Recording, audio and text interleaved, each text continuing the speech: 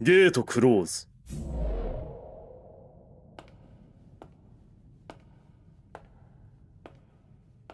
シャルティアを助けてからすでに1月以上。まだまだやることは山積みだな。アルベド、今帰った。はい、お帰りなさいませ。アインズ様、お食事になさいますか？お風呂になさいますか？それともわたくしでしょうか？おいおい、今度はなんだよ。アルベド、それは何の真似だ？新婚ごっこでございます。アインズ様、ペットを連れて単身赴任された旦那様を新妻が迎えるのにこれ以上の対応はないと知りました。どうでしたでしょうか、アインズ様？知らないよ、そんなの。俺はリアルでだって結婚したことないんだから。とはいえ、ここはなかなか魅力的であったぞ、アルベド。それは良かったです。今の、もしお前って答えてたらどうなってたんだ？少し試してみたい気も。いや、ダメだ。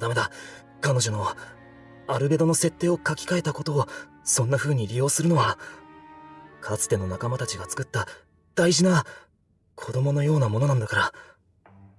それに俺童貞だし。そもそもアンデッド化してないんだった、あれが。なんて、今はそんなこと考えてる場合じゃないな。始めるぞ、アルベド。はい、かしこまりました。まずはエランテルで得た金銭を渡しておくので実験に使ってくれ。下等な人間どもを相手にされてお疲れになっておりませんか？順調だぞ。その皮袋がナザリックの宝物殿を見たお前からすれば大したことはないかもしれないが、それでも結構な大金なんだぞ。少ないなどとは思っておりません。アインズ様がナーベラルだけを連れて行かれて働かれていることに不安があるのです。ナザリックの支配者たる御方が人間ごときにこき使われるなど、そろそろお戻りになってもよろしいのでは？そうはいかん。あの薬草を手に入れて以降、より重宝されているみたいでな。かなりいろいろな面で優遇もされているよ。薬草私がアインズ様と共同作業を行ったあの一件でございますでしょうか？俺と共同作業？結婚式のケーキ入刀じゃないんだから。そもそもお前たちのチームプレイを見せてもらったあの薬草入手以来だ。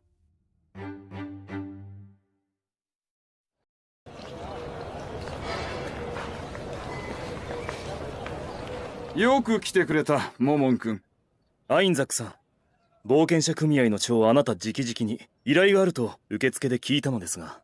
ああ、その件なのだが、立って話すのもなんだ。さあ、モモン君、ここに座ってくれたまえ。さあ、遠慮せず、モモン殿、上座へ。ラケシルさん、冒険者組合長と魔術師組合長のお二人を前に上座など。構わんともさ。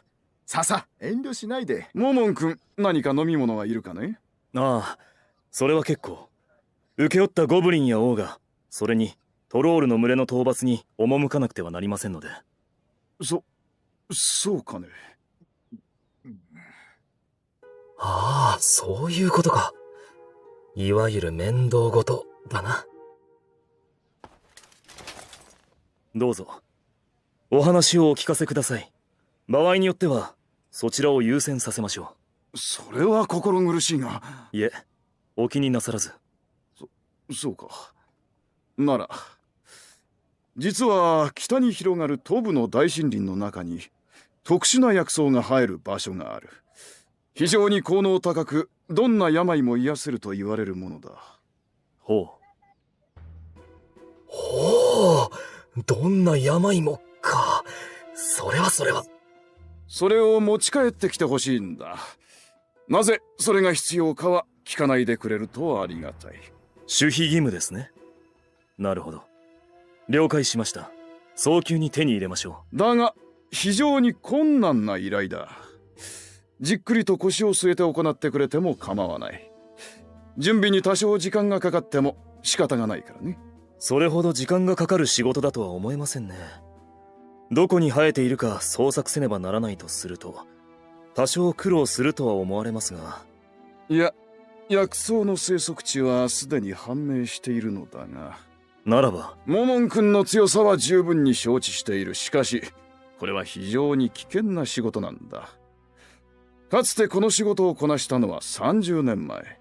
今は引退してしまったアダマンタイト級冒険者チームのみ。それも同時にミスリル級冒険者チームを2つ同行させてやっとというレベルの仕事なんだ。もしモモン殿に何かあったら、昨今類を見ない大英雄を失ったら、それは人類の大きな損失になってしまう。十分に注意を払ってもらいたい。なるほど。確かにな。未知の多い世界で油断は致命的な何かをもたらす可能性がある。シャルティアを支配した謎のワールドアイテム保有者の正体もわからない。ただ、それほど危険と思われている仕事をこなせば、この仮の姿、モモンの知名度はより一層高まるだろう。だからこそ、ここは傲慢な態度で請け負うべき。問題はない。そういうことです。モモン君。アインザック組合長。この程度、たやすくこなせます。しかしモモン君、これはアダマンタイト級冒険者が。アダマンタイト級の冒険者もピンキリだとは思われませんか？確かにその通りだ。ラケシル、認めるべきだろ、アインザック。あの戦場跡を思い出すべきだ。あれほどの戦いに勝利するこの方の力は我々の想像を超える。モモン殿、あなたには自信の根拠があるんだろ私が騎乗している魔獣を思い出してもらえますか？森の剣を。なるほど。トブの大森林内で伝説とまで言われていた魔獣であれば、森の踏破もたやすい。そうでなければ、さすがに私もここまで語ることはできませんよ。まあ、本当の切り札は他にあるけどね。よし。ではモモン君が引き受けた仕事は誰かに回すよう手配し。その必要はありません。はいや、しかし。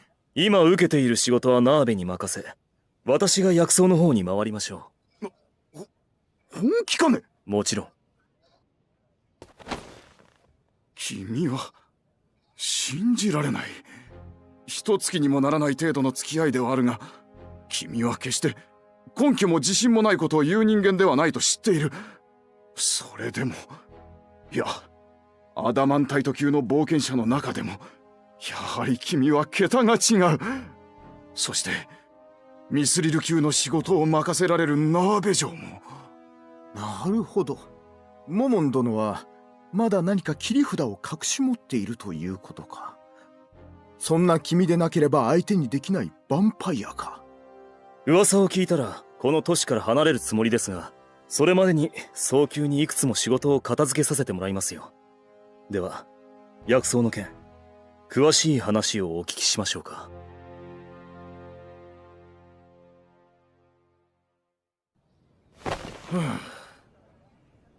なあラケシル、彼には一体あと何度驚かされるのだろうな。そうだな。まあ私は第8位階の魔法を封じた水晶を見せられた段階で一生分驚かされたつもりだったんだが、もしかすると来世の分まで驚かされているのかもしれないな。来世は無表情な人間になったりしてな。あの時のラケシルはひどかったな。それを言わないでくれよ、アインザック。それでラケシル、例の件は問題ないだろう？この前聞いたモモン殿を歓迎する宴のことか。そうだ。琥珀の蜂蜜と天空の満月亭、そして紫の飛躍館の上位3人。できれば外見や雰囲気が重ならないことを重視して予約を入れるつもりなのでな。記憶が正しければそれらは高級商館の名だな。なんだアインザック、世間の真似事か。こちらだって好きでしたいわけではない。だが君だってわかるだろう、彼の価値が。彼はヴァンパイアを追ってここに来た。あと残り1体を求めて遠からずこの町を去ってしまうだろう。しかしそんなもったいないことを黙って見過ごせるはずがない。王国に3つしかないアダマンタイト級パーティー、その中でも随一かもしれない人物だぞ。なんとか彼がこの町に戻ってきたいと思うくさびを打ち込みたいんだ。女一人で打ち込めるか。9人でも10人でも構わないがね。それに彼女たちには数日前から普段とは逆の薬を飲んでもらう。普段と逆の薬。まさか女に子供を産ませるつもりか。ああ、彼をつなぎ止めるためならそこまでするさ。仮にモモン君が子供を捨てたとしても、ほんの少しでもモモン君の才能をその子供が受け継いでくれていれば万々歳だ。複雑な気分だが、彼という存在の魅力は太陽の輝きのようなものだからな。致し方あるまい。それにしても彼は本当に何者なんだ。それは私も聞きたい。まず冒険者家業にはあまり詳しくなさそうだったという報告が組合の受付嬢たちからあった以上、どこかの国に仕えている冒険者という線は消える。そうなると一国の切り札ともなりうる。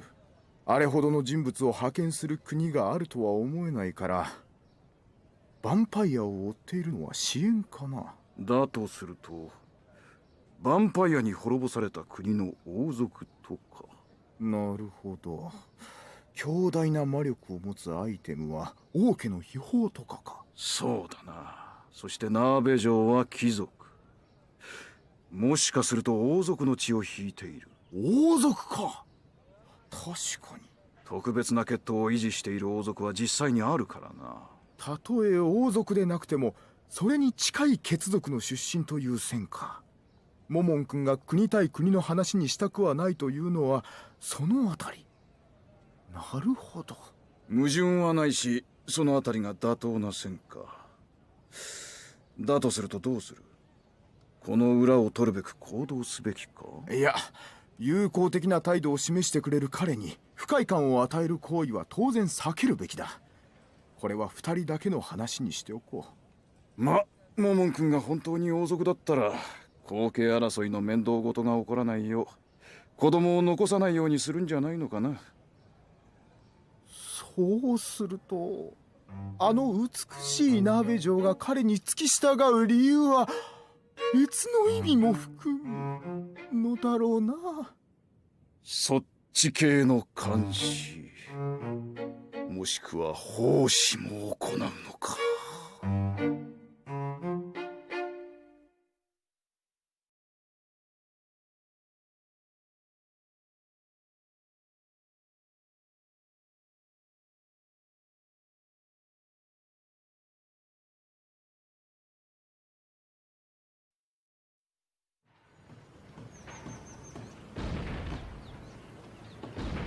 フィーレアとリージーもそろそろこのカルネ村に来ておかしくない頃だな。それにしてもゴーレムは疲れないから土木工事にはもってこいだ。順調に壁の工事が進んでいるようだな。確かに頑丈そうな壁でござる。ところで殿、何か落としましたでござるよ。気にするな。その木彫りの人形自体には何の価値もない。私たちはこれでテレポーテーションしたという言い訳のためのアイテムだ。テレポーテーション、言い訳。よくわからないでござるが、わかったでござるよ。それで殿、このままそれがしの背に乗って森の中を目的地まで向かわれるのでござるか。そうなるな、ハムスケ。ここに来たようにテレポーテーションを使って一気に向かいたいのは山々だが、見たことのない場所には残念ながら転移はできない。誰かを送り込んでそこを遠見の鏡、ミラーオブリモートビューイングを使って目にして転移するという方法もないわけではないが、まあお前を頼るとしよおお、殿、このハムスケにお任せくださいでござる。ただそれがしもかつての縄張りであれば問題なく案内できるでござるが、そこから先はちょっとだけ不安でござる。う。ああ、分かっている。たとえ地図があると言ってもかなり昔のものだし、これを頼りに向かうのは不安があるな。そうでござるか。だが大丈夫だ。完璧な道案内を呼び出している。もしかするとこの前会ったダークエルフの方でござるか。ああ、まああれか。いや、惜しいが違う。あれの姉にアウラというのがいるんだ。彼女の力を借りる。おお、なるほどでござるよ。あのお方ならば大丈夫でござるな。ん？アウラに会ったことがあったか？一応ナーベラル殿に守護者なる方々に面を通させてもらったでござるよ。アインズ様、お呼びに従い参りました。来たか。さてハムスケ、進め。アウラのもとへ。森へ向かうでござるな。了解でござるよ。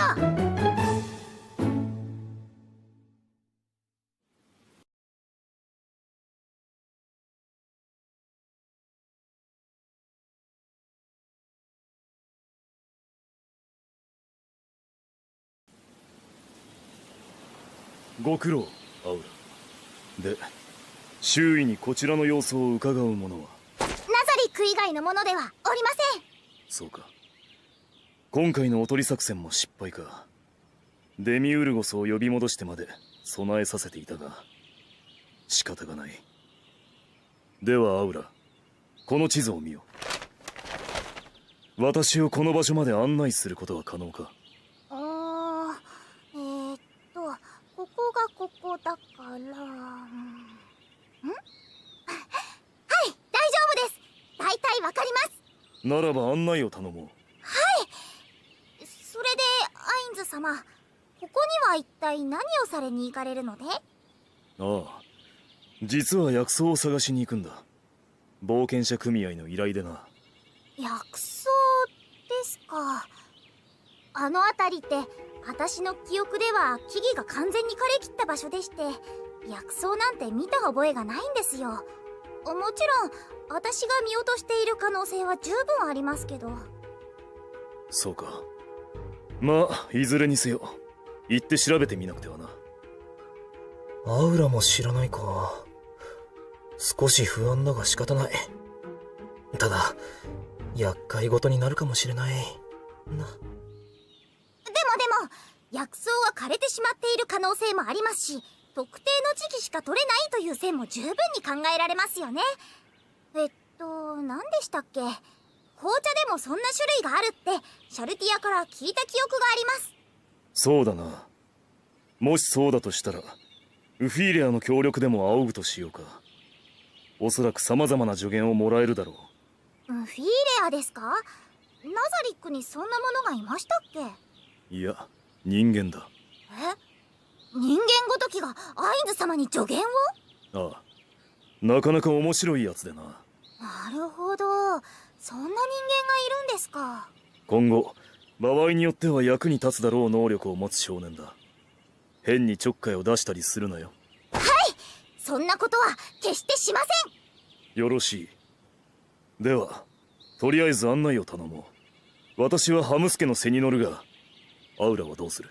お前の魔獣でも呼び出すか？いえ、アインズ様がよろしければ一緒に乗せてくれませんか？ハムスケ的にはどうだ？アウラ殿が実はすごく重いとかでなければお二方を乗せても問題ないでござるよ。そうか。なら決まりだな。さあ、アウラ、手を。アインズ様に手を取ってもらえるなんて。じゃあ私が前ですね。なんだか微妙に窮屈ですけど大丈夫ですか？問題ない。それで目的地にはどれくらいの時間がかかる？そうですね、まっすぐに進んで何とも遭遇しないなら1日ぐらいでしょうか。一日か。ナーベラルの方にも戦闘メイドのエントマとユリ、シズを送り込んでいるし、別に問題はないはずだが、できれば今日夕方には到着したいものだ。殿には申し訳ないでござるが、ちょっと厳しいでござるよ。この前森に向かって走った時ぐらいの短い距離で一直線に進めるのであれば問題はないのでござるが、森の中でござると。でしたら私のスキルで能力を上昇させたらどうでしょう。スタミナ系を上昇させればいいんじゃないでしょうか。確かにな。本来であれば私が鎧を解除して魔法を使えばよいのだが。シャルティアにワールドアイテムを使った者たちが我々を監視している可能性は低いと思うが、一応警戒するべきか。鎧を解除し骸骨の顔を晒すのは避けた方がいい。ここにいるのはあくまで漆黒の戦士モモ。だが面倒でな。アウラ、頼んだぞ。お任せください。よし。では行くか、ハムスケ。はいでござるよ。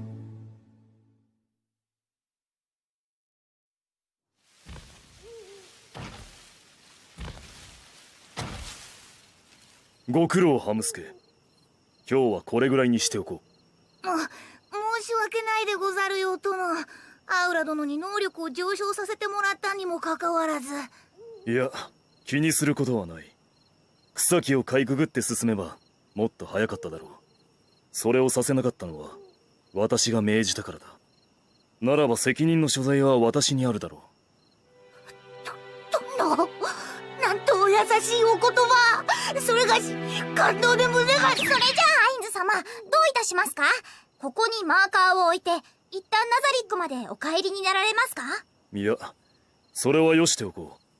ここで一泊するのも悪くない。それでアウラ、周辺の警戒に引っかかるものは。おりません、アインズ様。周囲を守らせている魔獣たちは弱いモンスター程度としか遭遇しておりません。そうか。シャルティアにワールドアイテムを使った相手の気配はなしか。殿、周囲に護衛の方がいらっしゃるのでござるか。いるよ。全部で12匹。森に入ってからずっと周囲を取り囲むようについてきていたんだけど、気がついてなかった？なんと。そうだったのでござるか。でも仕方ないでござるな。殿たち守護者の方々が桁外れの御人ということは重々承知していたこと。その方に仕える方であればそれがしの感知力では捉えられないのも道理でござる。そうだね。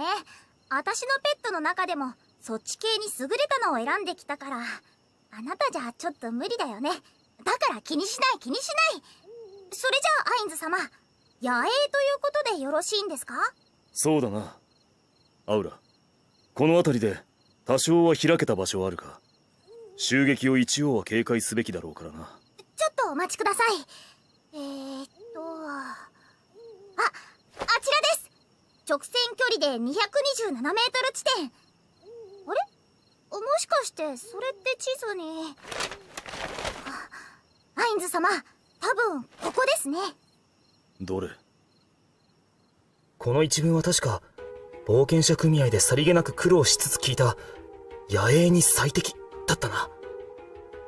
アウラよ、モンスターもしくは知的生物のいた気配はあったか？いえ、ありません。そういった気配は一切なかったです。それに人工的な建築物なども一切なさそうでした。ならば行ってみるか。ハムスケ、もう少し頼むぞ。かしこまりましたでござるよ殿。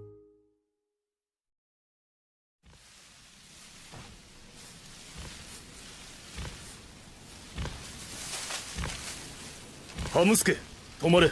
はいでござるよ殿。これは綺麗に開けすぎている気がするな。人工的に作られたものか、それとも自然にこうなることもあるのか、アウラ。そこまではわからないですが、知的生物がいないのは事実です、アインズ様。まあよい。ではこの広場の外れに野営の準備をさせてもらうとしよう。アウラ、魔獣はできる限り近寄らせないようにしてくれ。もしこの辺りで生活をしている者がいた場合、敵対反応を取られたくない。かしこまりました。殿、テントなどはないようでござるが、どうされるのでござるか？そうだな。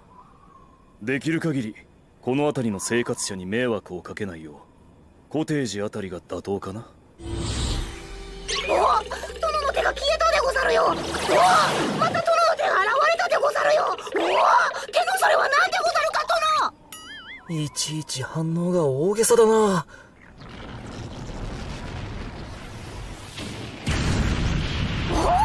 大きくなったでござるな。グリーンシークレットハウス、拠点作成系のアイテムの一つだな。すごいですね。さあアウラ、先に入るといい。よろしいんですか？ありがとうございます、アインズ様。どうしたハムスケ、お前は入らないのか？殿、それがしも入ってよいのでござるか？無論だ。これは魔法で作ったもの。中は外見から想像もできないほど広いぞ。ほら、聞こえてくるだろう。うわー、広い。さすがアインズ様。早くハムスケも入ってきなよ。それではご一緒させてもらうでござるよ。おお、それがしの体に合わせて入り口の大きさまで変わるでござるな。とりあえずハムスケはこの広間で寝るといい。はいでござるよ、殿。アインズ様、お部屋はどれも同じなんですね。まあそうだな。でアウラ、食事はどうする？私は知っての通り食べないが。ああ、私も食べないで大丈夫ですよ。食事、睡眠不要、リングオブサステナンスを装備してますので。そうか。そろそろハムスケにもいろいろとアイテムを装備させて強化させるべきだな。なんでござるか、殿。私の騎乗魔獣なのだから、狙われた時に備えて武装を整えておくべきだと言ったのだ。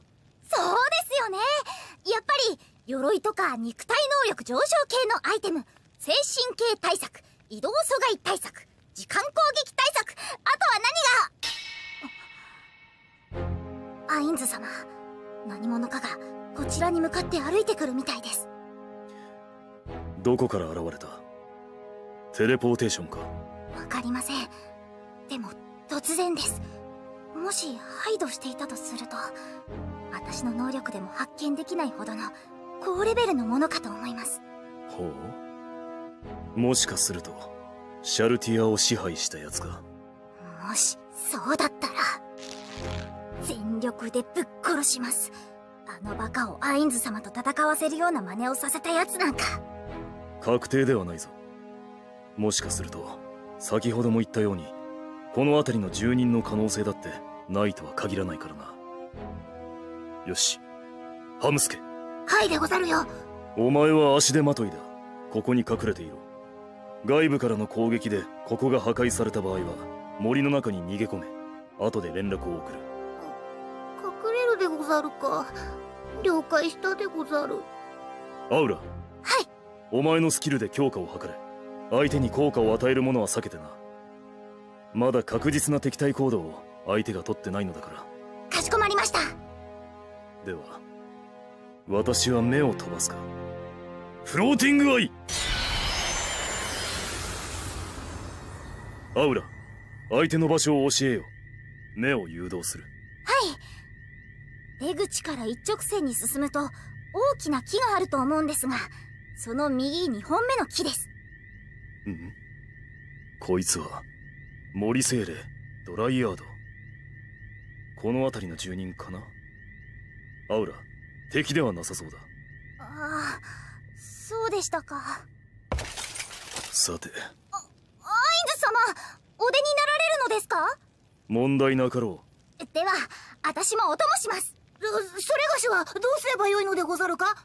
う。お前はそのままここで待機しておけ。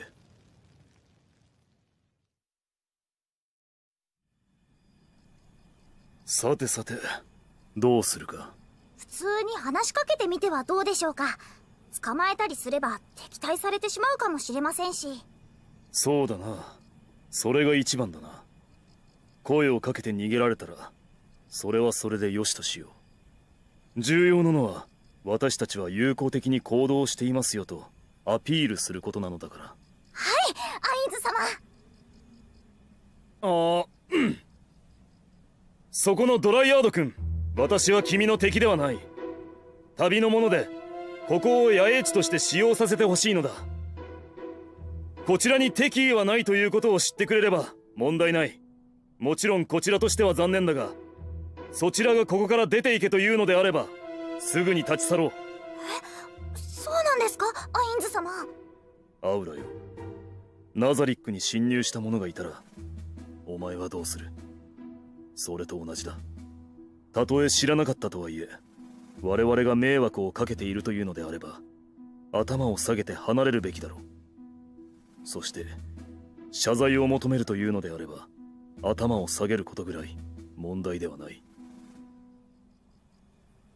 どうだろう、私たちがここで野営をすることを許してもらえるだろうか。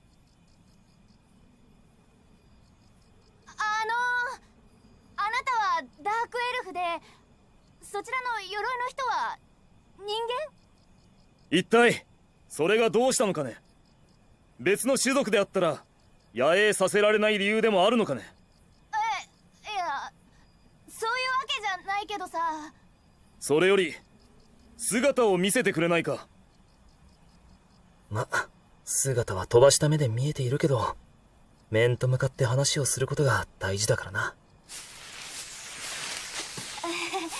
あのさ、前に来た人たちがまた来たのかなって思ってさ、その人たちとは約束をしていてね。前に来たローファンという男をリーダーに据えた者たちのことか。ローファン？冒険者組合での話の連中とは違ったか。それはいつ頃の話なのかな。数十年前なら彼らのはずだが。数十年前。それって太陽が何回昇った頃？ああ、そうか。そういう時間の概念の種族なんだ、ドライヤードは。私が約束したのは、たくさん太陽昇った頃に来た人。若い人間が3人、大きい人が1人、年寄りの人間が1人、羽の生えた人が1人、ドワーフが1人。全部で7人の人たちさ。ローファンたちは全員で5人組だったらしいし、そして彼らはミスリル級の冒険者チームを同行させた。確実に彼らではないな。だいたい羽の生えた人など話に聞いたチームの中どころかこの辺にいないぞ。なんだそりゃ。すまないな。その7人組のことは知らないのだが、どんな約束をしたのかな。そうだな。まあいいか。世界を滅ぼせる魔獣を倒してくれるという約束をしてくれたんだよ。魔獣？魔の木？イビルツリーのことか？その名前の漢字としては植物系のモンスターのように思えるが。そうらしいね。歪んだトレントとか聞いたことがあるね。昔、私がまだ生まれてなかったずっと大昔、突然空を切り裂いて幾多の化け物が大地に降り立ったことがあったんだってさ。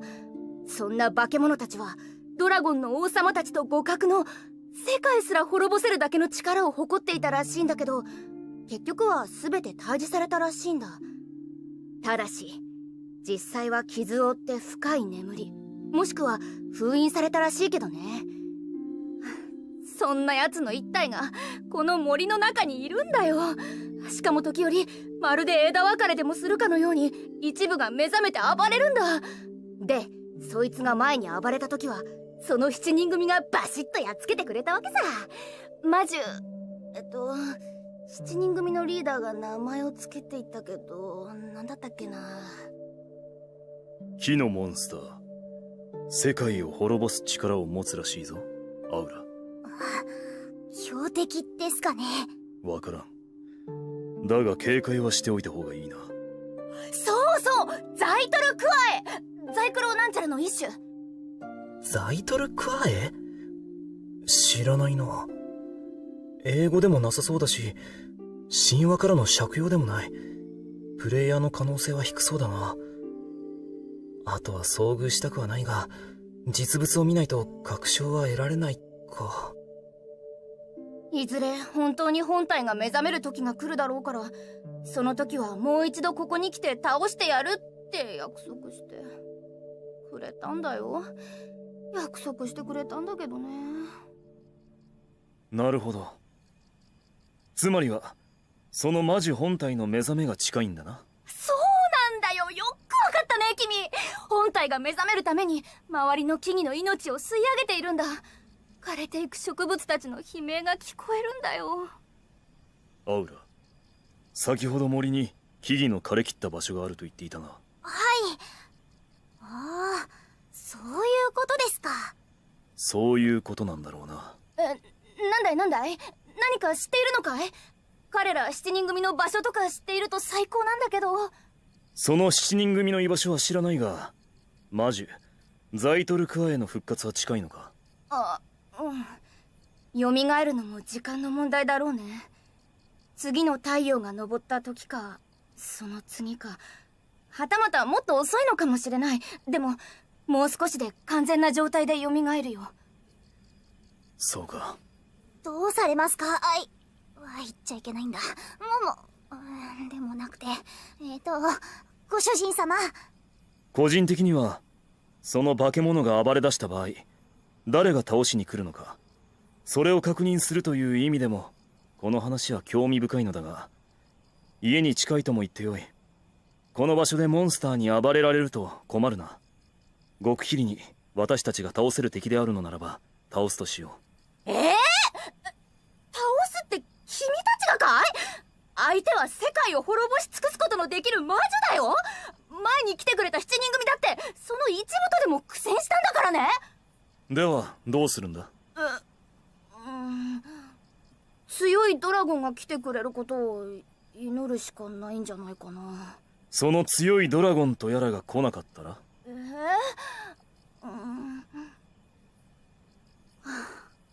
諦めるしかないのかな。自分の本体の木からは長期間離れることもできないしね。ならば私たちに任せるのも悪くないだろう。まあ確かにね。君たちもそこそこ腕は立ちそうだし、場合によっては7人組を探しに行ってもらうのも悪くないからね。了解した。ただし条件があるんだ。条件？ああ。だがその前に3つほど質問させてもらおう。先ほどの話ではお前は本体の木から長期間離れられないと言っていたが、例えばその木を動かした場合、お前もそこに移住するということでよいのか？あ？変わったこと聞く人間だな。まあそうだね。そうなるね。なるほど。では次の質問だ。この辺りにはお前と同じ種族の者はいるのか？ああ、いないね、私しか。もしかしたらずっと時間が経ったら生まれるかもしれないけどね。なるほど。では3つ目、最後の質問だ。私の部下にならないか？はあ？様、どうしてこんなの。よろしいのですか、ナザリ。あそこに移動させても。こんなのはひどいな。君の近親種族とは仲良くやっていた頃もあったのに、この頃会わなくなっちゃったけどさ。アウラ、部下にすることに損はないが、逆にそうしない場合は損をする可能性があると判断したんだ。それに以前の仲間たちもこの決定にさほど文句を言わないだろうからな。私に依存はありません。全てお心のままに従います。いや、アウラ、異論や反論があるなら聞かせてくれ。もしこのドライヤードが部下になった場合、お前たちの階層に一時的に置くつもりだからな。何か問題はないか？いや、部下になるって決めたわけでもないし。そうですね。いえ、何も問題はないと思います。そうか。さてドライヤード君、心は決まったか？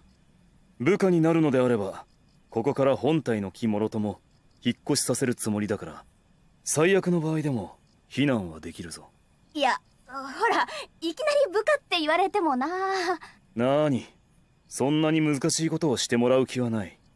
ただ、私の住居の一角で畑でも作ってくれると嬉しいんだ。それといろいろ話を聞ければね。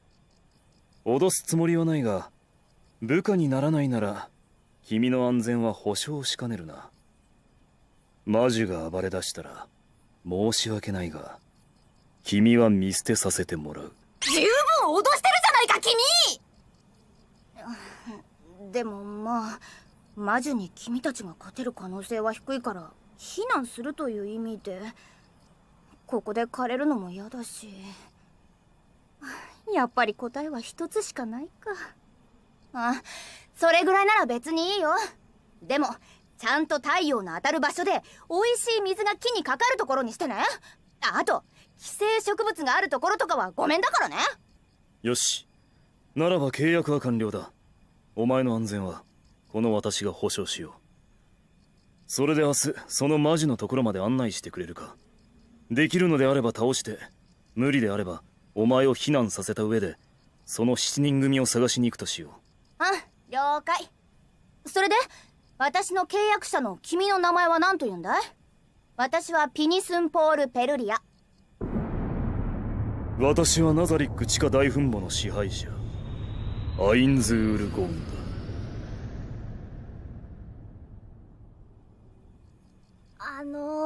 アインズ様、もし今ドライヤードが部下になることを受け入れなければ殺したんですか？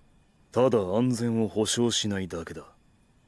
より正確に言うなら、彼女の身は安全じゃなくなったかもしれないな。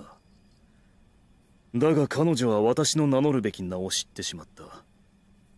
ならばわかるな？かしこまりました。アインズ様を裏切るような真似はさせません。もしそんな真似をしたら。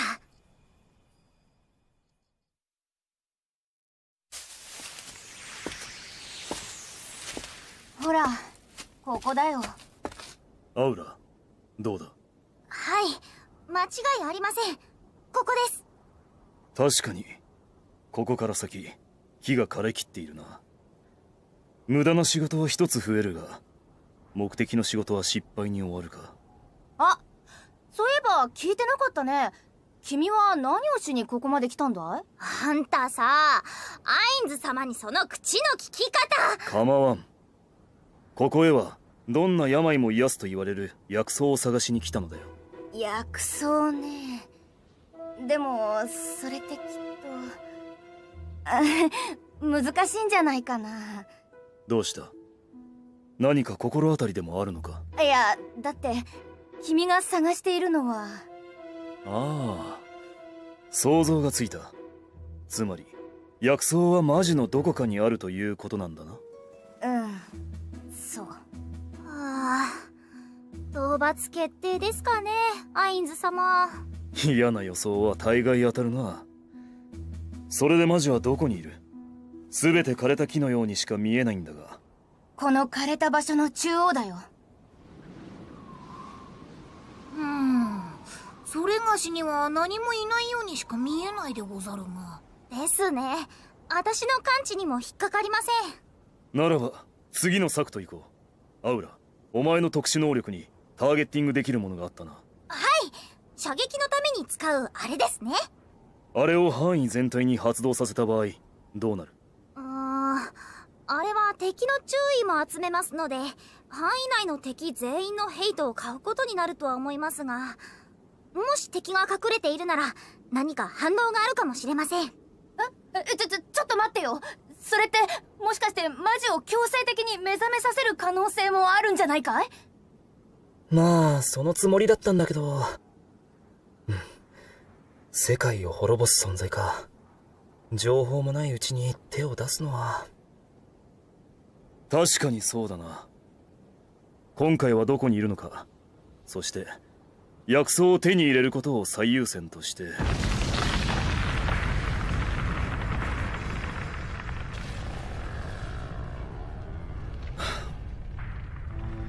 嫌な予想は大概当たるな。計画は変更とする。あれは大きいですね。ああ、ガルガンチュアよりもでかいな。本体が蘇っちゃったよ。あんなのなんて。でかいでござるな。高さおよそ100メートルの巨木か。その巨体に見合った枝の触手。ほう、長さは300メートルを軽く超えるといったところか。それが6本。何冷静に分析してるのさ。どうしよう。似てはいるが、ユグドラシルでは見たことがないな。ザイトル・クワエが油断はできないんだ。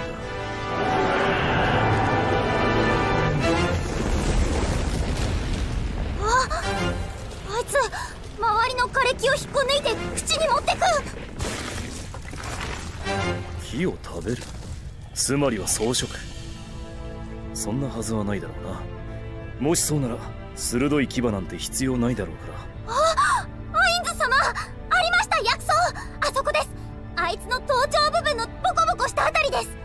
あのイボの部分にこびりつくようにある緑色の苔みたいなのが求めていた薬草か。正直言ってなんだかなという気分だな。あのさ、そんなこと言ってる場合じゃないよ君たち。すぐにここから離れよう。あれほどすごいなんてこれっぽっちも思ってなかったよ。もう私たちのできることは何一つとしてないよ。さてアウラ、お前のスキルで大雑把な強さの判別はつかないか？あ、今探知中です。もうすぐ出ました。3つ色違いですので85から80レベルだと思われます。特化しているのは体力で測定外です。体力が測定外に特化？レイドボス化じゃあるまいし。しかしスキルが普通に使える以上算出されたレベルに間違いはないはず。とすると彼らを備えさせていたのが無駄に終わらずに済みそうだな。戦うんですか？ちょっと人の話を無視して何を君たちは話しているんだ。早く逃げないと厄介なことになるぞ。おい、そこの焚き火の材料少し黙れ。ピニスン、ペルリア殿なのでござるかな。とりあえずは殿の部下になったのでござろう。だったらあちらで一緒に静かにしているでござるよ。さあさあ行くでござる。それから殿のことでアウラ殿を怒らせたら容赦なく殺される可能性があるでござる。絶対に失礼をしてはいけないでござるよ。はい。失礼しました、アインズ様。いや構わん。ほう、奴はこっちに気づいたようだな。みたいですね。どうしましょう。私の魔獣たちで一気にやっちゃいますか？いや、これは良い実験になる。始めるとしようか。準備も終わっているだろうしな。メッセージ。アルベド。はい、アインズ様、お声届いております。各員揃ったか？皆すでに準備を整えております。あとはアインズ様のお声あらばいつでもどこにでも赴けます。ならばシャルティアにゲートを作らせろ。それを使いすぐに飛んでこい。それとニグレドにはそのままこちらを監視。パンドラズアクターには変身させて魔法的にナーベラルを監視させろ。それからシャルティアにワールドアイテムを使用した者たちの影を発見した場合は決して見逃すなと。かしこまりました。伝えておきます。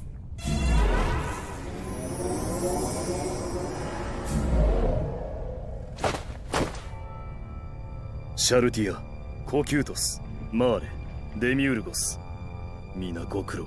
アインズ様がお呼びとあらば即座に。デミウルゴスの言う通りです。いくらでもご命令ください。全然苦労なんてないです。アインズ様のお言葉に従うのは嬉しいです。まったくでありんす。本当に。そうか。感謝するぞ。感謝などもったいない。そうです、アインズ様。アインズ様はど本当ご命令くださるだけでいいんです。感謝するぞなんて言ったらまたさっきの繰り返しか。だがこれだけは言っておかねばなるまい。デミウルゴス、たびたび呼び戻して手間をかけさせるな。私はアインズ様の忠実なるしもべならば、主人のお言葉こそ最優先すべきこと。アインズ様は迷惑などとお考えになられず、ご自由にお振る舞いください。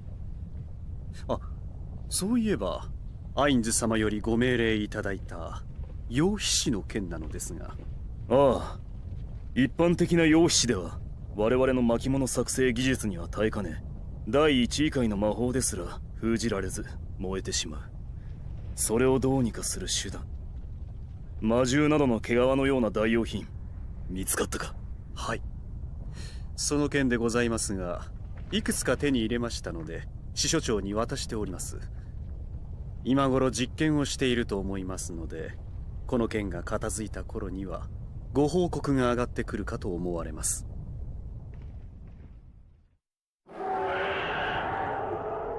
世界を滅ぼすと言われる魔女が復活したんだよ。何をのんびり話してるんだよ。実際私は見ただけで分かったよ。あいつが伝説に語られるだけの存在だって。結構節穴でござるな。あ？いやいや、なんでもないでござる。それよりあの方々の態度は余裕だからでござろうな。ちょっと見るだけでわかるだろう。まずあの大きさの差。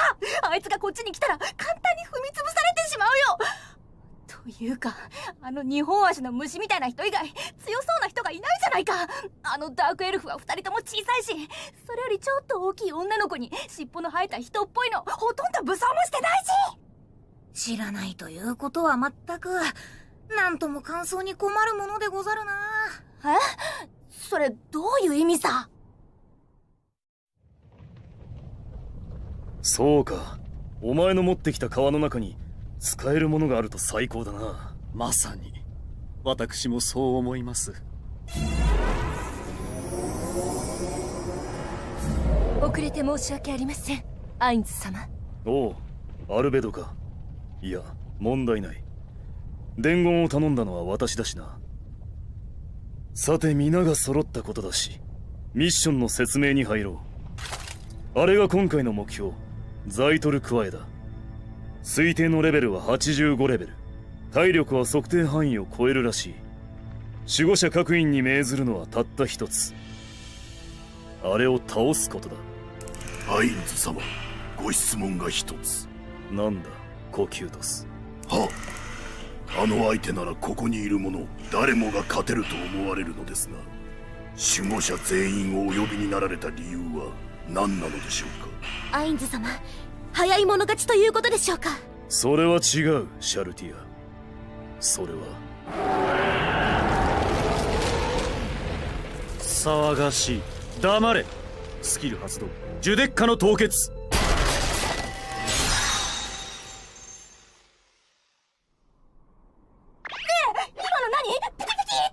静かにするでござるよ。皆様方が優しいというわけではないでござる。だって動きが止まっているじゃないか。今のはあの人の力でしょ。だから静かにするでござる。今度はお主が効率化されるでござるよ。わかったよ。アインズ様、あの騒がしいのはドライヤードでしょうか？あれはナザリックの新しいしもべだ。とりあえずは無視しておけ。それで話を戻すぞ。今回ここへ皆を呼び出した理由だ。お前たちのチームとしての戦闘能力を確かめたい。チームですか？その通りだ、マーレ。なるほど、アインズ様のお心理解できました。そうか。では私は後ろで見ている。あとは頼んだぞ。それと全員の力を見たいから、あまり全力の装備で戦ったりするな。特にマーレ、広範囲攻撃は避けろよ。それとアウラ、薬草の件、皆に説明しておいてくれ。はい、かしこまりました。さて、今後ユグドラシルのプレイヤーパーティーと遭遇した際の練習はしておくべきだろうしな。ちゃんとうまく戦えることを期待しているぞ。ではこちらはこちらで周囲に我らの様子を伺っている者がいないかアンデッドを召喚して捜索を始めるとしよう。まずはセンサーブースト。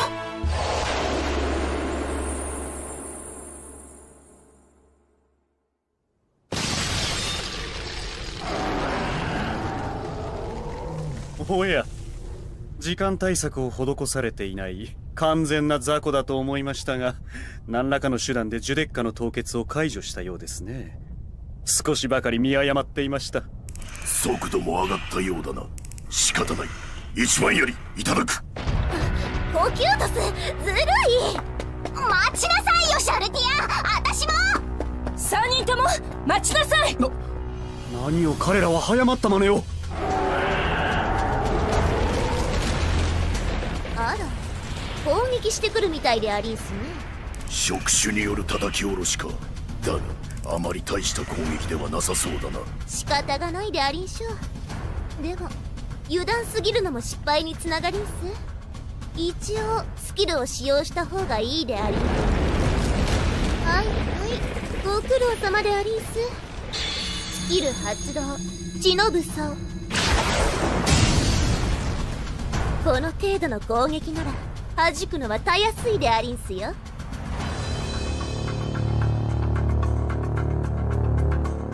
あれ、今さ、あの金髪の子触手を殴って弾き返した。申し訳ないでござるが見てなかったでござる。何かあったのでござるか？いや、なんでもないよ。距離があるから見間違えただけだよ。そうだよ。こんな小さな子が殴ってあの触手を弾き返せるわけがないものね。大地に激突して弾き返ったように見えただけさ。そう納得したのであるならそれで構わないでござるが、あの方であれば殴って弾き返してもおかしくないと思うのでござるがな。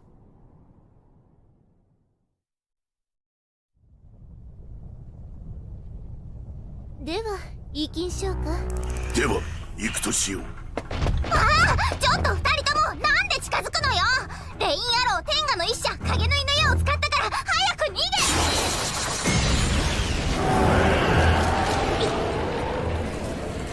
なんでこのタイミングでスキルなんか使うのよ、アウラのやつ。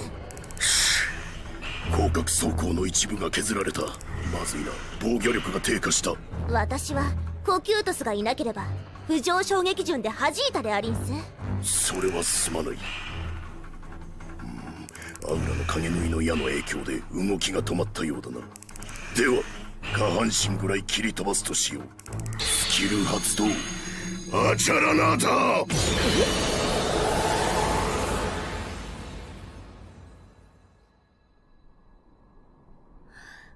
あの光の矢の雨は綺麗だったね。さすがはダークエルフだ。驚いてないようでござるな。あれぐらいならね。でも教えた方がいいのかな。植物系のモンスターって意外に矢には耐性を持つやつが多いんだ。だからあんまりダメージがないはずだよ。その割にはあのモンスター悲鳴を上げているようでござるが。きっと足元に打ち込まれて驚いているんだと思うよ。その証拠に動きが止まっているじゃないか。そうでござるかな。傷を受けた者の苦痛の悲鳴に聞こえたでござるが、痛みで動きが止まっているのでは？いやー、植物系のモンスターって痛みにも強いんだ。だから違うと思うね。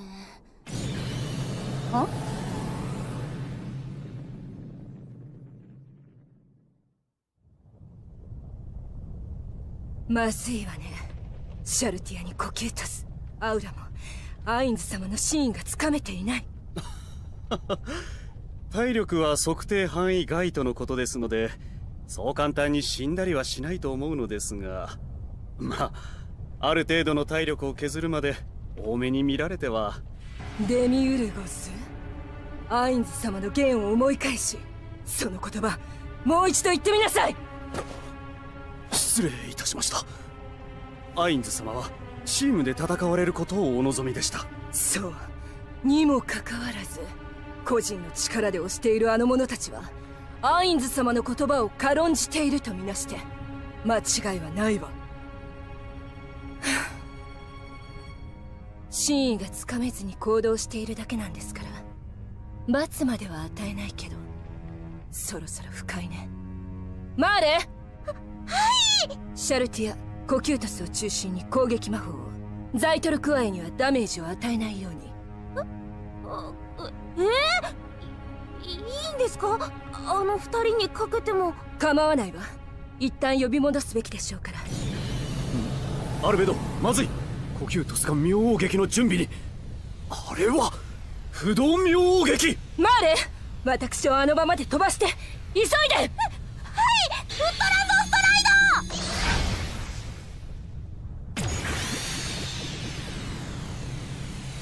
イド。三毒を切り払え。クリカラ剣。コキュータス、このバカ。ウォールズ・オブ・ジェリコ、そしてイージス。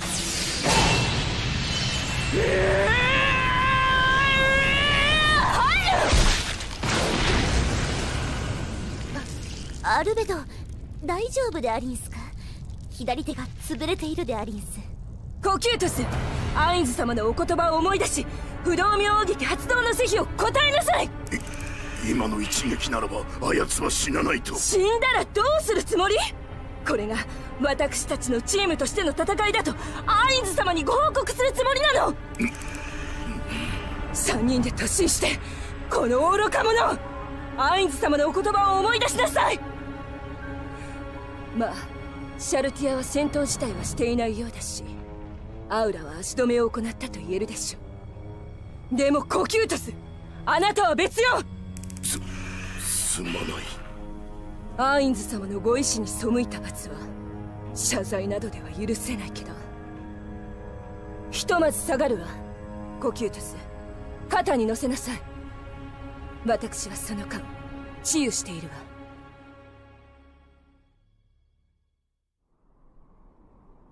なんかすごい攻撃っぽかったけど、なんであの女性はザイトルクワイを守ったんだよ。さて、ここからでは何を話されているからさっぱりわからんでござるからな。というか、なんかあの攻撃ならそこそこダメージが与えられたっぽかったのに、何を彼らは考えているんだか。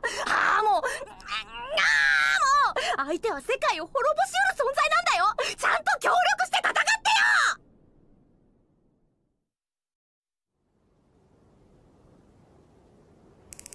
よ。それでアインズ様は何をお望みになられているのだ。個々の力をデモンストレーションせよという意味ではないのか。違うわコキュートス、あなたの考え方は完全に間違っている。ダメージをたくさん与えた者がアインズ様に一番褒められると思ったのに、そうではないのでありんすか？アインズ様に一番褒められる、褒められる。素晴らしいわ、素晴らしい。私がアルベド、アインズ様の一番。守護者統括殿はお疲れのようなので、アインズ様、私が代理として話させていただきます。皆異論はありませんね。ないわ。はい。よろしい。ではコキュートス、全員で協力して戦うことをアインズ様はお望みです。おそらく今後守護者個人では勝てない相手と遭遇した時のことを前提にしておられると思います。私たち守護者が勝てない相手、そんな奴いるの？そうだったか。愚かであった。アウラ、いるのかもしれないぞ。至高の御方々に創造された私たちが？それはお姉ちゃん、落ち着いてね。私の失態のせいでありんすね。別にシャルティアが悪いわけではない。アインズ様は複数対複数の戦闘をお考えになられているのではなかろうか。そればかりではありませんよ。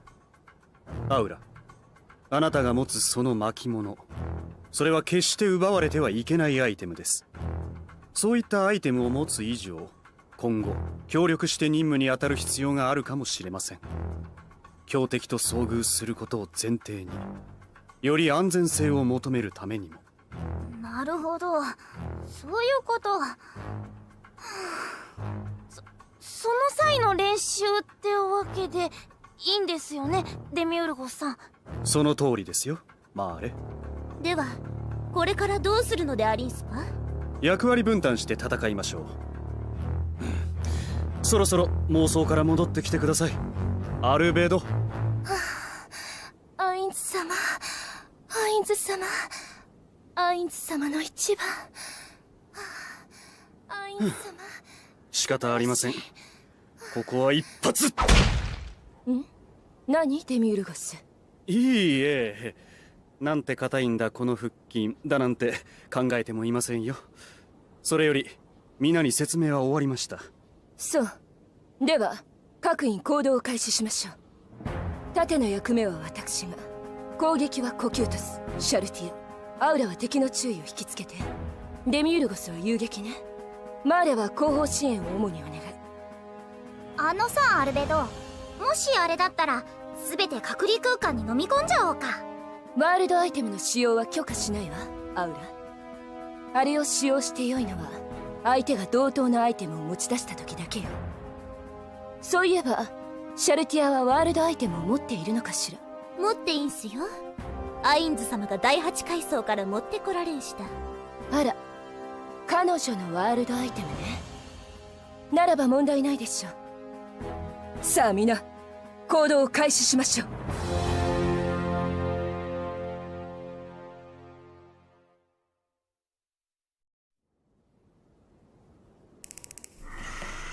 しかし難しいな。反撃で切り飛ばしても良いのだろうか。砲撃を担当と言わすことになっているのでありんすから、やめた方が正解でありんしょうね。霊気のオーラや霊気のブレス、攻撃に属性を乗せるスキルを使うこともか。攻撃系のスキルまで使うなと言わす意味じゃありんせんと思うけど。どのような攻撃まで許可されているのかがわからん。それは私たちの対応をアインズ様がご覧になられてありんす以上、必死に考えておいた方がいい部分ね。剣は考えず、ただ主人の意のままに振られ切り裂くもの。それはまずいでありんす、ポキュートス。思考の恩方々がそうせよとおっしゃっていたのならまだしも、そうでないなら自分の頭でしっかりと考えないと大きな失敗をすることになりんすよ。多分考えなしに行動した結果がアインズ様にご迷惑をかけた私なんでありんしょうから。自信がないが極力努力しよ動き出したわ。う。しかし愚かな。飢餓の力量さも見極められないとは、植物系モンスターとは知性もないのか。そんなことはないです。頭のいいモンスターだっています。確かにマーレたちの守護階層第6階層にいたな。すまない、謝罪しよう。いいんです。そんな謝る必要なんかないです。いや、暴言を吐いたのは私の方だ。謝罪を受け入れてほしい。二人ともこれから戦闘開始なのよ。確かに私たちからすれば弱いモンスターなのかもしれない。でも後ろを見なさい。アインズ様がご覧になられているのよ。私たちが協力して戦う姿を。それなのに緩んだ態度をお見せになって恥ずかしいとは思わない？そうでありんす。申し訳ないでありんすが、私の失態のせいでもしかすると守護者各員の評価が下がっている可能性さえありんすから。あのさ、シャルティア、その辺の話はよそうよ。アインズ様があれは自分が悪かったっておっしゃられたんだよ。だったらそれに従うのが忠誠でしょ。大体アインズ様のご親切を無駄にする気？いや、そんなことはないでありんすが、それでも。アウラ、何を？ぐちぐちと情けない。せっかくだからもう一発、私がそのお尻に元気注入してあげようか。主も私と同じ立場になりんしたら理解できるわ。思考の本方に刃を向けたなど、しかも記憶すりんせんと言わすのが許せんせ。だからって下を向いててもしょうがないでしょ、こんな男胸。木？あの木敵がどうかしたの？身体的特徴を上げつらってはいけませんって至高の御方に言われたことはないの？男胸ってどういう意味なんですか？男みたいな胸という意味だろうね。何言ってんの？あんただって私のことチビって言うじゃん。チビは愛称よ。ペタン胸だって愛称じゃん。どこがよ。愛称って親しみを込めて呼ぶ時のものでしょ。チビがそうならない胸だってそうでしょうが。へえ、チビってお姉ちゃんへの愛称なんだ。相性なんだ相性だろうね。あの二人の仲の良さからして。それぐらいにしなさい、小娘ども。アインズ様がご承覧くださっているのよ。これ以上ふざけたことをしていると潰すぞ。はい。アルベド、もう少し言葉を言っても無駄ですか。そしてアウラ、ご友人を心配するのは素晴らしいことですが、その話は後で。ご友人なんかじゃデミウルゴ。そろそろ来ましたね。じゃあやりましょうか。スキル発動、パリ。あ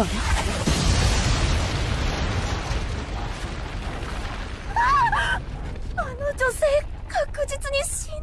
あんなちっぽけな斧一本でなんで逃げないんだよ。なんで周りも止めないんだよ。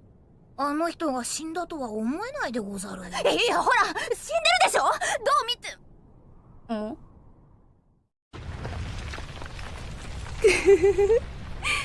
あれで1回の攻撃とみなされるんだ。アルベド、無事なようだな。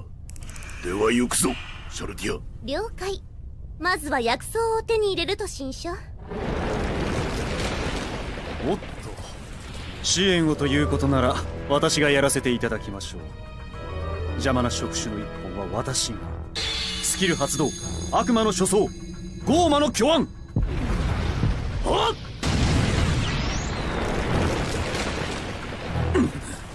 やはり単純な肉体能力ではスキルを使っても負けますか。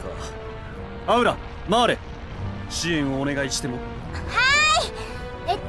肉体強化系のスキル。デミウルゴス耐性つけてそうだし、じゃあこっちで。はい、わかりました。パワーオブガイア。じゃあ私は不動爆炸。触手との力比べていこっか。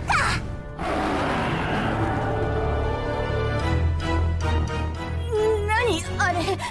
なんであれだけの巨体相手に拮抗しているの。枝の中身空っぽなの。いやー、それは違うと思うでござるよ。私は精霊だから寝たりはしないんだけど、これが夢ってやつなんだろ。こんなのありえないものな。こうなってほしいっていう願望を何かの特殊能力で見せられてるだけだよな。いや、現実でござるよ。だってありえないじゃないか。常識で考えたらありえないだろ君。あれは世界を滅ぼせると言われるモンスターだよ。なんで女の子が綱引きしてるんだよ。つまりあの方々はあいつより強いということでござるよ。いやそれはありえない。どこをあの二人は走ってるんだよ。触手の上でござるな。確かにあれは速いでござるよ。常識考えて走れよ。シャルティア、どうする？アウラたちが触手を3本見逃したってことは、私たちの好きなようにやれって意味だと思いんす。まあこっちもそれを期待して手を抜いて走ってありんすんでありんすから。やはりそうか。では私も武器を抜くとしよう。来るぞ。スマイトフラスタバーン。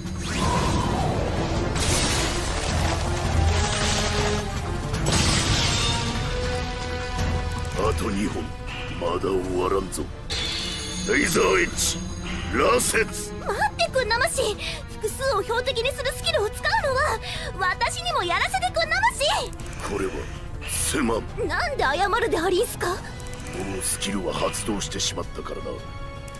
風山マカブルスマイトフロストバーン。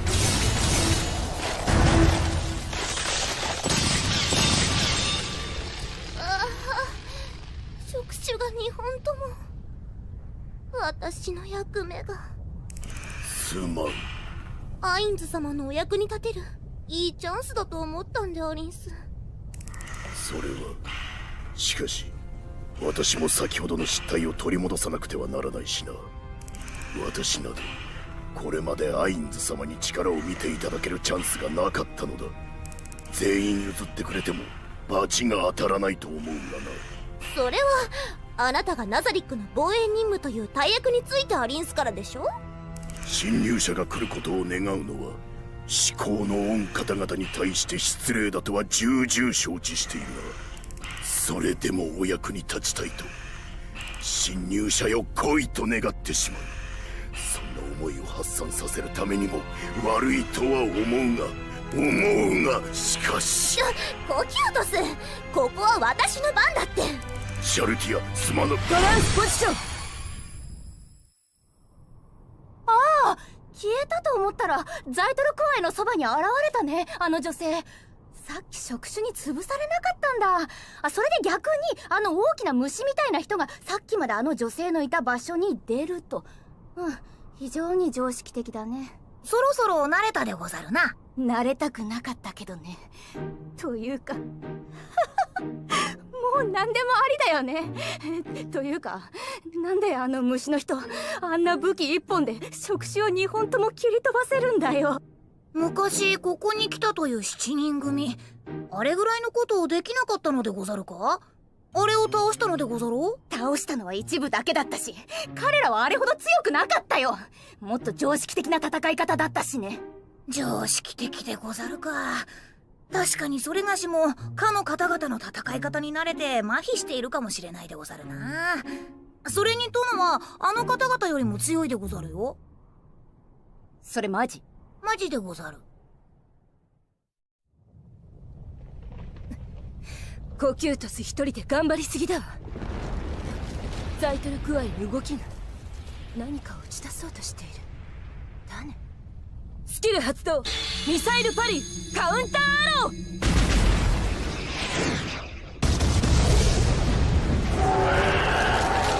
全弾迎撃完了。あら、自分で打ち出した種でも当たると痛いよね。さて、こんなところかしら。デミウルゴス。アルベド、お呼びの理由は。シャルティアには奴の体力を削らせます。あなたは薬草を回収してきなさい。了解いたしました。では先行させていただきます。悪魔の初走、8種の迅速。あの速さなら薬草の確保もすぐね。ではシャルティア、行きなさい。ありがとうアルベド。アインズ様はチームとして戦えとおっしゃられたのですから、それに従うのが守護者の役目。個人の第一夫人に選ばれる争いよりも優先すべきでしょう。それでも感謝するわアルベド。じゃあ行くわ。ゴッツアイテムスポイトランス。ずーっとすすり続けてあげる。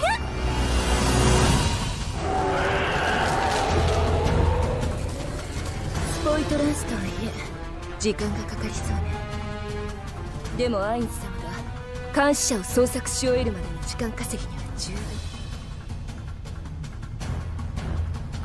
分。では最後のとどめは本当に私でよいのか。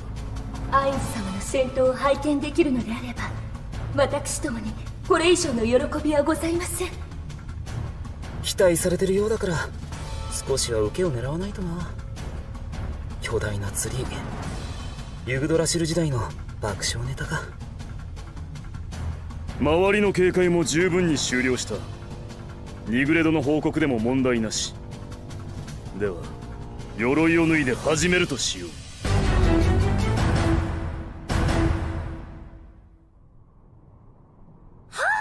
鎧の中は人間じゃなかったんだ。そうか、すごいね。完全に慣れたみたいでござるな。それなら殿のお住まいでも元気にやっていけるでござる。あれぐらいの強さのモンスターなら結構いるみたいでござるよ。あれぐらいなら結構いるだって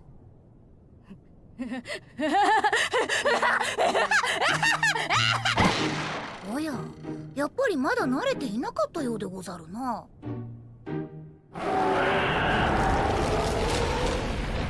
世界の全てが動きを止める。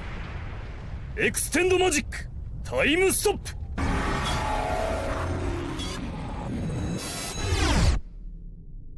さて、お前たちはクリスマスツリーを知っているか？はい、実物を見たことはございませんが、言葉だけは。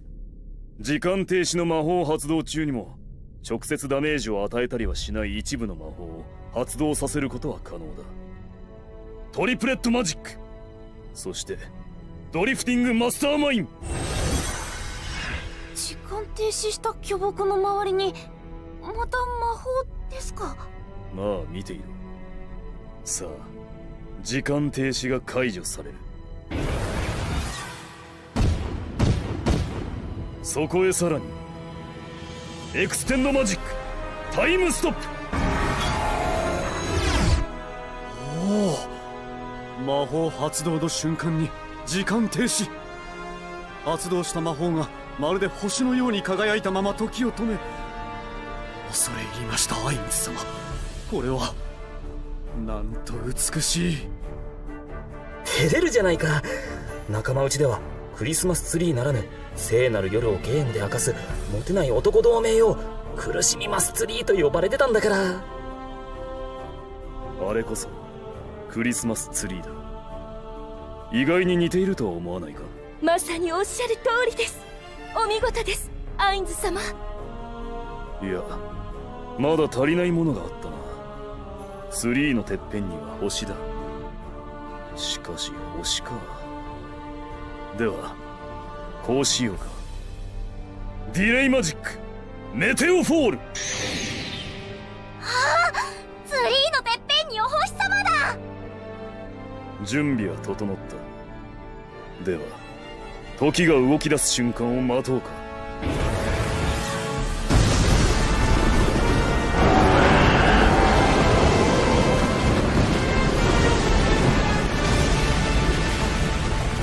これがクリスマスツリーでありんすか？さすがはアインズ様。魔法のタイミングを見極めねば不可能な行為。お見事です。綺麗だな。これがアインズ様と二人きりなら。夜であれば意外に生えたかもしれなかったな。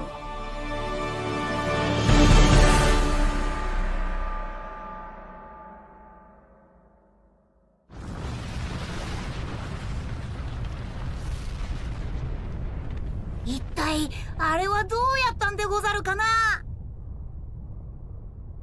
何か考え事でござるか？ハムスケさん、私はちっぽけな世界しか知らなかったんですね。うん、私の目は今日見開かれました。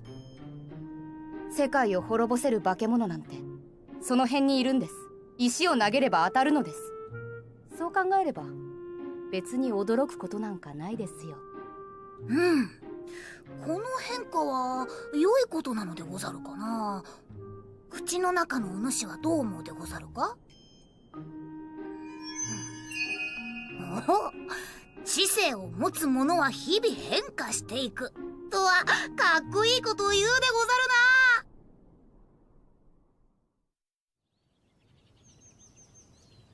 な。さて、お前たちの働きを後ろから見せてもらった。満足するに足る働きだったぞ。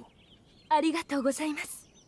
多少見苦しいところをお見せしてしまいましたが、次回はより完璧な姿をご覧いただければと思っております。その時を楽しみにするとしよう。ではデミウルゴス。はい、アインズ様。これが薬草になります。よろしい。これで組合からの依頼は達成だな。さて、私の立場はいかほどになるかな。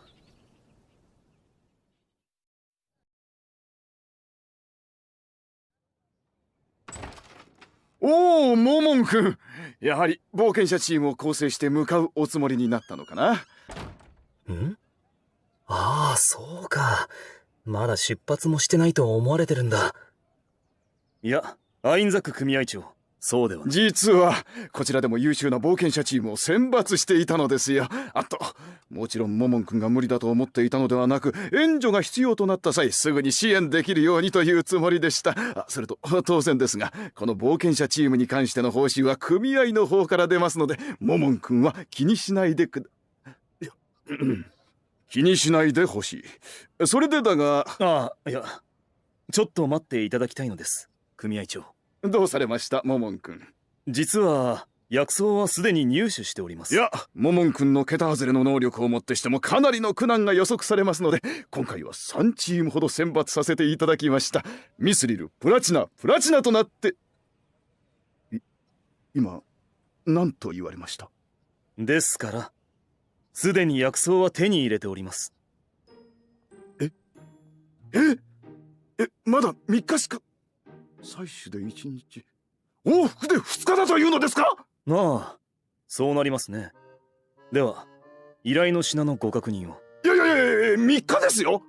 直線距離だけでもおそらくは片道で3日はかかりますよ。まあ急ぎましたから。急いだですか。ならまあそういうこともありますでしょうね。はい。さすがはモモンさん。いや、モモン君。最高位冒険者の印たるアダマンタイトを身にまとうにふさわしいお力ですよ、本当に。私はナーベの方の仕事に戻りますので、報酬は後でまとめて支払ってもらえれば問題ありません。ご苦労様。では失礼。